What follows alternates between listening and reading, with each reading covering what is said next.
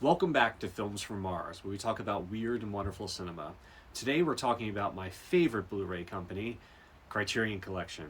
There's an upcoming sale at Barnes & Noble in a few weeks, starting pretty much the whole month of July, where you can get 50% off all their titles. They also have this sale in November, and they also run flash sales throughout the year. So I figured a primer for this would be going back and watching some classic Hollywood. I love collecting 4K discs, and one of my favorite type of 4K discs to collect are older movies. Though the newer ones are bright and shiny and such, but there's nothing better than a beautiful transfer on an older movie or 70s movie, an old classic Hollywood movie, and these are four that I really think you should get in the sale coming up. So let's dive into it. First one we got is Double Indemnity by Billy Wilder. This is spine number 1126. This was made in 1944. And this is the quintessential, widely considered one of the greatest movies ever made, film noir movies. It's on the AFI Top 100 list.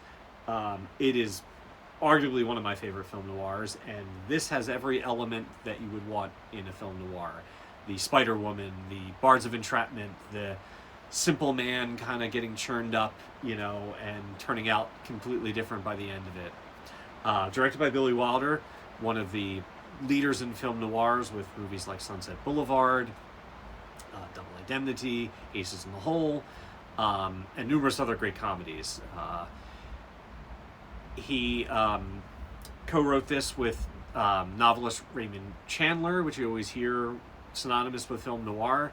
It takes place with Robert McMurray is an insurance salesman named Walter Neff, and he's he goes on a job to re-up some insurance, and the husband of Barbara Stanwyck, Phyllis Diller's husband, is not around, and they sort of have a flirty relationship, and they dive up a scheme that if they knock him off because of this insurance clause, they would pay double. So of course she lures them into the trap, and stuff goes on. Edward G. Robinson is one of his co-workers and is played brilliantly with this. Simply love it. Great music, super entertaining. Does not feel like it was made in 1944. Why I chose this for the list: beautiful 4K transfer. Definitely a nicely preserved print. Maybe not the cleanest. It is an older movie, but it's perfect for the 4K format. You really get to see the good inky blacks and the contrast, especially with the film noir and the shadows. There's a commentary by film critic Richard Schickel on this. There's other great interviews with Billy Wilder that are archived. And of course Criterion, they have their beautiful essay book in here, and you just can't beat the packaging. So that's the first one. Double Indemnity is must own for the sale coming up. Second one, I'm sort of cheating a little bit when I say classic Hollywood. This is actually a British-made movie, but classic nonetheless. This is I Know Where I'm Going. This is actually one of the early spines that they just remastered recently. This is spine number 94. This came out 3-4 months ago. They put a new 4K out of this. This is directed by Michael Powell and Emmerich Pressburger. Red Shoes, Black Narcissist. Michael Powell did Peeping Tom, which I speak out in a different video. Love these guys. And this one was something that I did not see until this 4K came out. Blind bought it, and it was beautiful. The story is Joan Webster. She's like a determined young woman who travels to a remote Scottish island to marry a wealthy industrialist, and she believes her whole future's kind of mapped out, and then a storm happens and she's kind of stranded on this small Scottish town. She meets a naval officer. They kind of form a little thing, and as the storm's brewing, she starts questioning if the life that she thought that she was going into is wanted. This movie's great. Beautiful romance, beautiful environment, a perfect 4K with a beautiful cinematography. You really can appreciate the Scottish landscape. I'm planning a trip for Scotland in a few years, and this was a good primer for at least a little bit of that, what I'll see. Powell and Pressburger always shoot beautiful movies. You watch The Red Shoes and you'll know. This is no different. The black and white cinematography, just beautiful. Perfect Criterion release of a movie that I knew hardly anything about, but I knew I liked the directors. Took a risk on it, especially in a sale coming up, and boom, what a great experience. It's not overly long.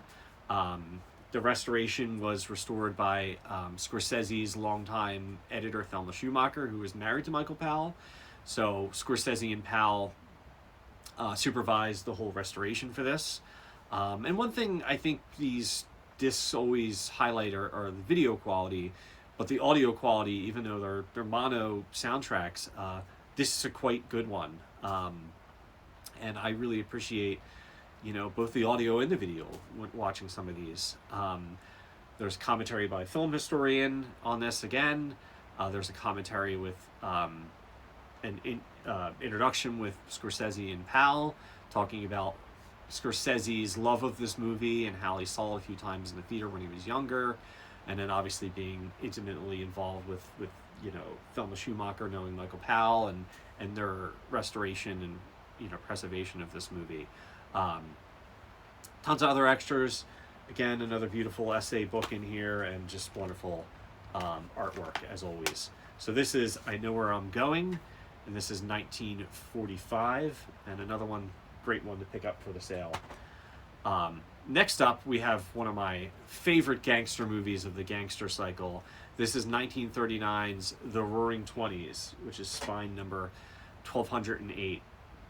The Roaring Twenties to me is kind of the Avengers, if you will, of gangster movies. It has Humphrey Bogart, it has James Cagney, it's directed by Raoul Walsh. He made hundreds of movies at his time, and it's just a beautiful gangster movie that sort of quasi-documentary. I mean, the 1920s weren't that long ago, so this is sort of this docu-style montage-heavy gangster flick. Cagney is like a World War II veteran. He's trying to find opportunities after returning home, and circumstances leads him into the bootlegging during Prohibition, and the rest is history. Great performance by Bogart in this. A little more darker, in this than maybe kind of a troubled, detective. Just outstanding performances all along. There's a great, flavor to this movie. It completely it goes along, without missing a beat. And I really appreciate kind of the history lesson, that they're trying to tell in this, and the impact of the Great Depression and all that stuff.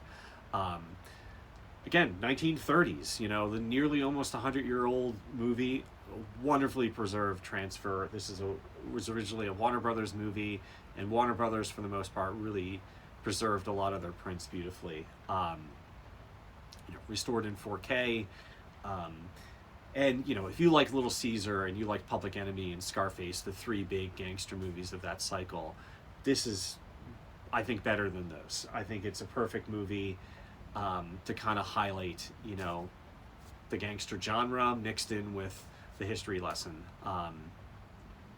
Again, another audio commentary by film historian. Some of those are just chock full of facts. They don't stop talking, and you really kind of just appreciate these movies even more when someone who's studied them for over years and years. There's interviews with the director, believe it or not, in this from 1970s, later in his life, and other essays and such. And then again, yet another beautiful artwork, and a wonderful ending to this movie, a very classic ending. So highly recommend The Roaring Twenties from 1939. Last but not least, of course, is the big one, the number one movie of all time in many people's lists. It was the number one movie, the AFI Top 100 list twice. It's constantly on the Sight and Sound list, and of course we're talking about Citizen Kane from 1941. This is spy number 1104.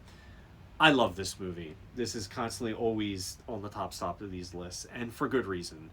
A lot of people do not like the packaging of this and expected more of a, more, not colorful, but busier, more, you know, artsier cover.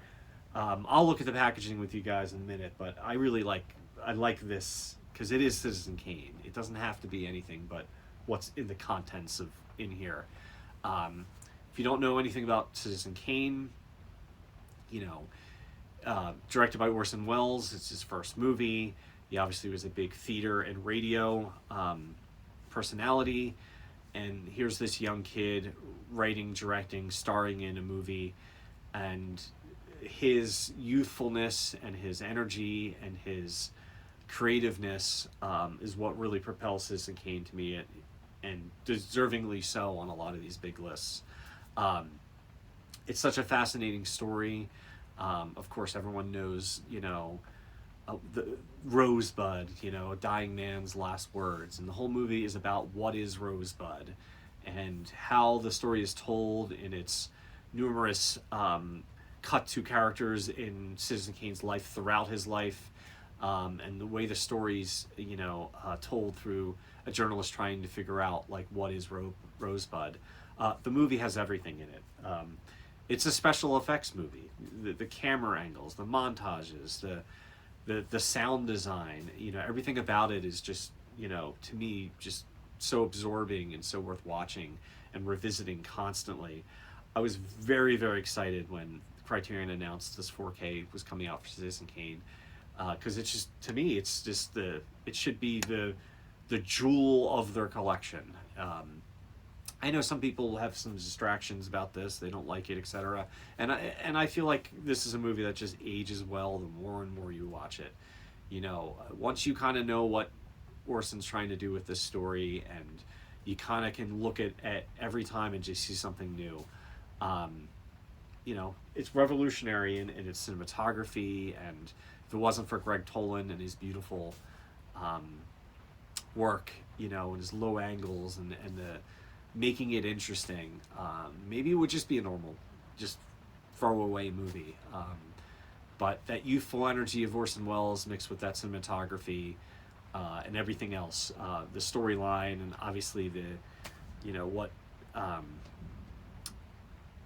Orson Welles is trying to say about, you know, Randolph Hearst, which was a big inspiration for the storyline. Phenomenal. Of course, Criterion is filled with all sorts of features.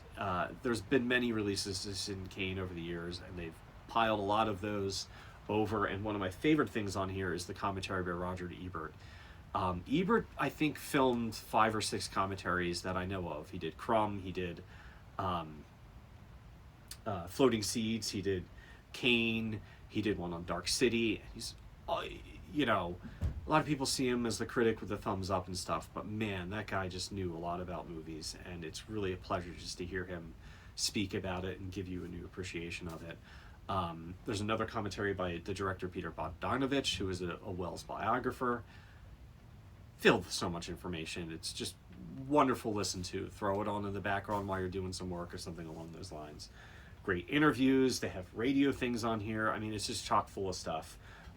I love the packaging of this. A K, and then it just folds into a 4 that says Kane, and then has all the life.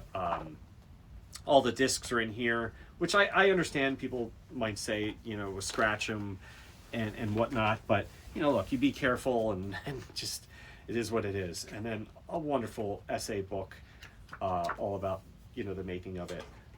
Citizen Kane, I feel like every film lover should have this in their library. And if you've never seen it, pick it up for $25 in the sale. You really can't beat it at all.